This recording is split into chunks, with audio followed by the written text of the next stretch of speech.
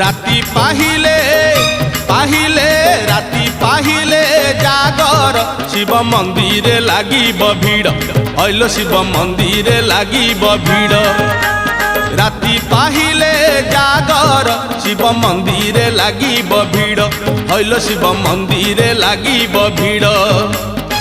पहिली दर्शन पहिली घर्षण पहिली दर्शन पहिली घर्षण पहिली पंडा पहिली धंडा पहिली भोग पहिली जोग पहिली भक्त बड़ राति पाहिले पाहिले राति पाहिले जागर शिव मंदिर लागिब भीड़